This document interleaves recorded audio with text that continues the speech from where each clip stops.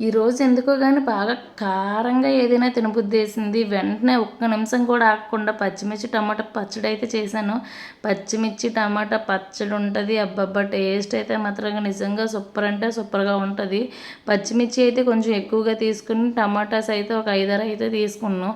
ఇంకా టేస్ట్ అయితే మాత్రంగా నిజంగా ఇంకా దీని దగ్గర ఏ బిర్యానీ కూడా పనికిరాదు. అంత టేస్ట్‌గా ఉంటది. ఫస్ట్ అయితే పచ్చిమిర్చి, జీరా ఇంకా జింజర్, ఉప్పు అన్నీ కొంచెం మిక్సీ పట్టుకోండి బరగ్గా. తర్వాత అయితే ఈ ఉప్పేసి ఫ్రై చేసిన టమాటా అయితే ఇంక దంచేయడమే. ఇంకా టమాటా మిక్సీ వేసుకుంటే టేస్ట్ అయితే బాగోదు. అందుకే నేనైతే ఈ చిన్నదైతే కొనుక్కున్నాను.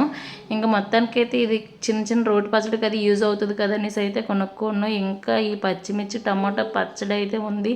స్పైసీగా ఎంత టేస్ట్గా ఉందో నాకైతే ఇప్పుడైతే తినబుద్ధేస్తుంది. అంత బాగుంది. ఇంక పోపుకైతే ఇంకా పోపు అయితే పెట్టేసుకోవడమే. శనగపప్పు, జీరా వేసి అయితే పోపు పెట్టేసుకుంటే ఇంకా టేస్ట్ అయితే సూపర్ అంటే